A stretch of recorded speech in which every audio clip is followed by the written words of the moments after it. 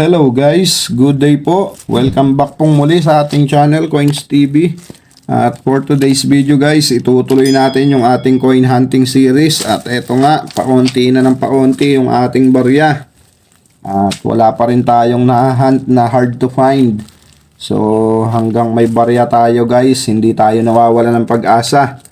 So subukan natin dito sa ating pangatlong balot ng 5 piso BSP.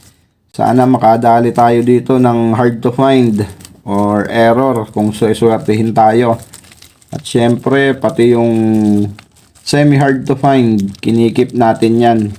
At bago tayo magsimula guys, katulad ng parati kong ginagawa, ang pasalamatan po ang aking mga subscriber.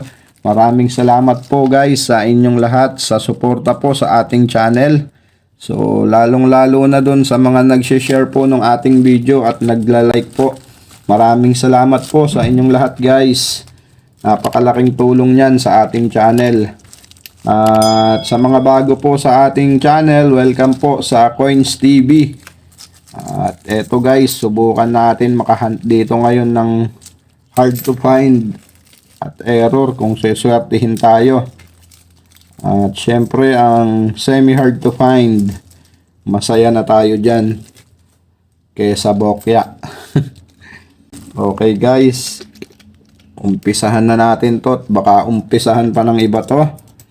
Ang ating first coin, ang pinaka-common sa lahat, year 2005.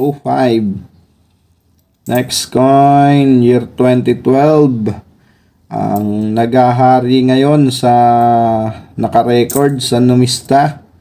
In-update natin yan doon sa huli nating video. Okay, common. Next coin, 1998, no mint mark. Parang may silipin ko lang guys.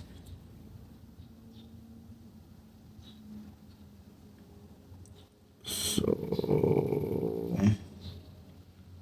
ang wala naman guys. Pero saktong-sakto siya dun sa lagayan ng ano. May tama dun sa lagayan ng mint mark. Okay, lagay na natin dyan. Next coin natin. At ayan nga, naka-hunt tayo ng semi-hard to find. Year 2017 guys. So, ikikip natin yan. Diyan ka lang. Next coin natin, 2014. Common. Next coin, 2013, common. Next coin, 2001. Next coin natin, 2002. And next coin, medyo maganda pa to year 2011. So, common. Next coin, year 2012. Common, 1997 with mint mark. Common lang din yan guys. Dalawa yan, isang may mint mark at isang wala. Pero parehas lang silang common. 1998, no mint mark. Common. Next coin, 2017 din to guys. Dalawa. Ayos Hirap na hirap tayong makahunt nito nung mga ano nating coin hunting. Pero ngayon dalawa, 2017. Medyo weak na yung kanyang pagkaka-strike. Okay, i-keep natin yan. So dalawa. Next coin natin, year 2012. Common.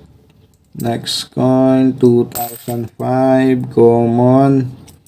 And year 2012, common.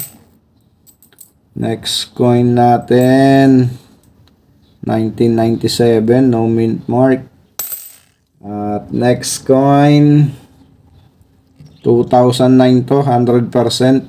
Dahil sa kanyang likod, kilalang kilala ko na ang year 2009. At ayan nga guys, year 2009. So, hayaan na natin dyan at marami na rin ako nyan. Dito na tayo sa second batch guys. Sa first batch, bokya pa rin tayo. Walang hard to find pero meron tayong dalawang semi hard to find. Kaya pwede na yon guys, kesa wala. Next coin, common. Next coin, year 2012. Okay, common. Next coin, common, and another 2012. Common. Next coin, 2003. Next coin natin, 2010. Common. And 203. Common lang din. Next coin, year 2012. Common. Next coin, 1998, no mint mark. Kaya common lang din yan. Next coin natin, year 2012. Common. And 2010, common. Next coin, year 2015, common. At common pa rin. Next coin natin, year 2012. Common. Next coin ba? Puro 2012 ba? Dami ah. Next coin, 1997. Common lang din. Next coin natin, 1997. Common. Ang ating last coin guys sa ating coin hunting, 2002. At ayun nga guys, meron tayong dalawang semi hard to find. So i-update na rin natin to para sa mga bago sa ating channel. Na i-update na rin natin to. Pero sa kapakanan po ng mga bago sa ating channel, so i-update natin guys, year 2017. So semi hard to find yan. At syempre pupunta tayo sa ating source, ang N.Numista. Ayan ang kanyang features, makikita natin dyan. At diretso na nga tayo dito sa ating i-update na year 2017. So ayan, diretso na tayo dito guys. Ang year 2017 ay meron lamang na isang variation. Ayan guys, 2017. At ang kanyang price appraisal guys, 6 pesos and 10 centavos sa extra fine condition. So doon lang meron na price appraisal at hindi pa rin siya na-update.